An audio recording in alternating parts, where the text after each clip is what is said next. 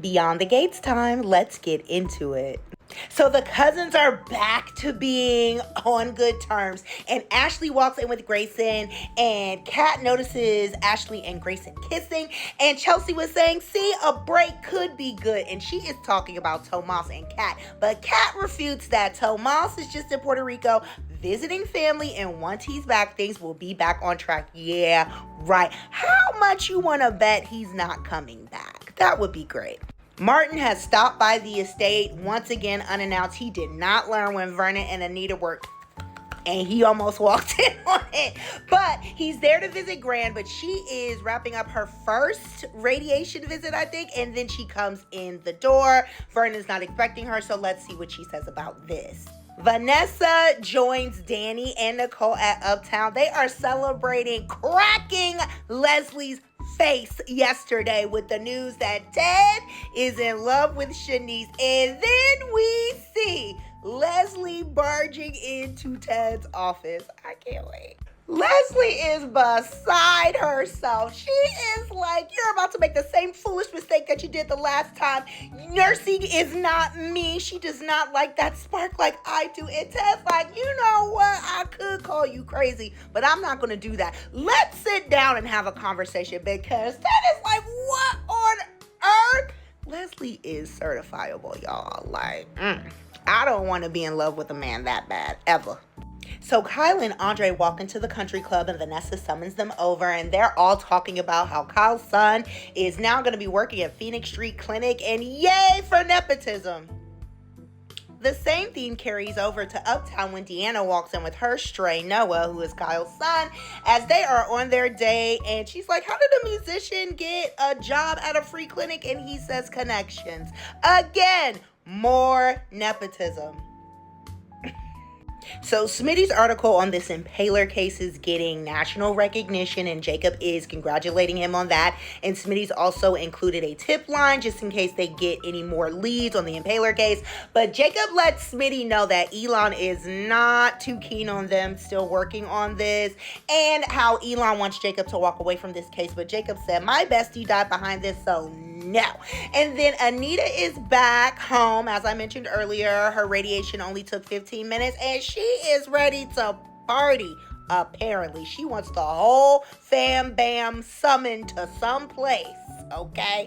Eva and Isaiah are getting ready for a night out, and she's telling him he's doing a little too much, even though she loves it. Like, he is really, really coddling her, making sure they have her painkillers and a jacket. She's like, boy, it's summer. Like, I love this, but you can relax a little bit, but it's very sweet. I love them together. Leslie, do not threaten Ted with a good time. He's trying to explain to her that what they had, whatever it was not love. It was just convenient. She was basically a rebound who ended up getting pregnant. Any thought of them becoming a family is just delusion, basically. He didn't say that. He said it's not real. And Leslie was like, how dare you patronize me when things go to hell with Shawnice? Who is Shawnice? Don't come running back to me, because I won't be there. That's all the man has wanted from day one. I don't understand this level of delusion, but, it's interesting to watch. Smitty and Jacob continue talking about the case and stuff, and Smitty just has a nagging feeling that there's more to the Lynette Wise component, and it doesn't seem like he's going to let it go. Then they are interrupted with a phone call from Martin, who tells Smitty that Anita wants to party. You and Jacob get here post haste, okay? Deanna and Noah are getting to know each other at Uptown. They're talking about grief because they have that in common, and he's asking her if she's okay, and she was like yes and no. And I felt like she was about to open up to him about what she's doing with Joey. And then Kat and Chelsea and Naomi come over, and they just discuss how, 6 degrees of separation. Oh, your name is Rollins? Your dad is dating my mom. Blah. Anita has put on her little party wig, and everyone has RSVP. They are ready and waiting at Uptown. Oh, and Danny and Vanessa are terrible. They are teasing Nicole in front of Kyle, just making jokes about like, she's been complaining about you hogging all the covers and this and that, because Kyle was talking about how he was happy that Noah has a job. He's like, he can move out and I can have my condo back. So this is exactly why I hate Kat. So Eva and Isaiah walk into Uptown because they're having this little special date. This is where they met. And it is Ashley, Naomi, Chelsea, and Kat. Kat's like, oh my God, this girl always just has to cramp my style. And they all look at Eva walking and they don't say hi, nothing. They don't like even gesture a hello. I'm so sick of it. So Isaiah's like, it's a little crowded in here. Do you want to leave? And she's like, no, this is our special place and I'm not going to let some petty stares run me off. Then Jacob and Smitty arrive and Jacob tells Isaiah that Anita's having a little gathering and he invites them to join them. But Eva looks at Isaiah like, and he picks up what she's putting down and he respectfully declines and says he will, say his hellos later. So Leslie runs into the country club. She wants a bourbon stacked. Vanessa sees her and she tries to lend a listening ear because, they're trying to have a decent cordialness since they are kind of in business together. And Leslie is just being a gutter snipe per usual because Vanessa was like, stop running after a man who does not return the feelings. And Leslie was like, is it my turn to give some advice? Because I want you to go someplace very warm. I mean, come on, Leslie. This is why you don't have no friends now.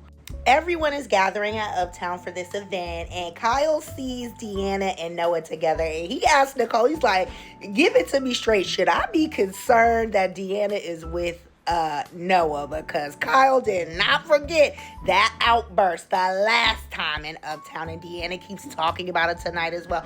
Don't be ashamed about it now, girl. You wasn't ashamed in the moment, showing your you-know-what.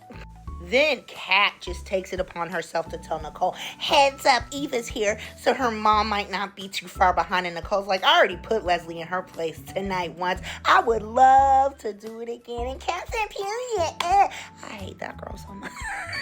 Okay, Nicole, defending your best friend's offspring. She's telling Kyle, well, if Vanessa was here and saw Deanna with Noah, she may have the same hesitations as you since he is a musician and they have a reputation. So Kyle just shut his mouth. Oh, and Noah was like, oh, do you want to meet my dad? And Deanna was like, remember I told you how I made a scene here before and people think I'm the Looney Twin? Your dad was here and I'm sure he thinks that about me. You're right.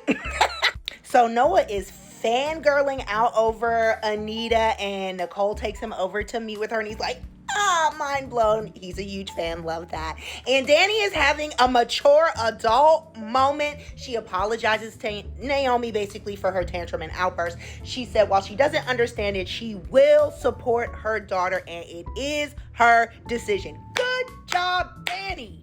So then Smitty is talking to Kat. He's looking for Tomas and she's like, oh, he's in Puerto Rico, blah, blah, blah. Why? What's up? And he starts talking about Lynette Wise and she's like, oh, is she dead? And then they start sharing notes and investigator Kat is on it. Now Smitty is really like, what is going on? She talks about how Lynette, or I think Tomas was thinking that Lynette had something to do with the mugging and the engagement ring of Haley's being stolen. And Smitty's like, did they split the cost? And she's like, I don't know. But they are both suspicious.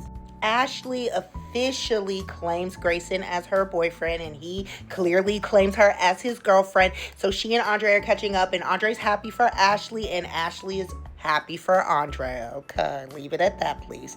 Vanessa continues to try to advise Leslie. She's just like, the life behind the gates is not what you really think it is. And who knows, maybe if you would have been with Ted, you would have been miserable. But Leslie's like, I'm not listening to anything you have to say, Barbie. And she drinks the rest of her shot and she leaves. Ugh. So we end with Anita giving a heartfelt, tearful thank you to her beautiful tribe and vowing to have many more celebrations and parties to come. And we Soul Train our way on out.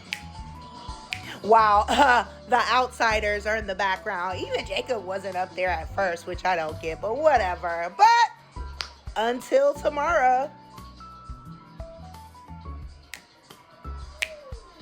Like, comment, and subscribe so you don't miss what's next.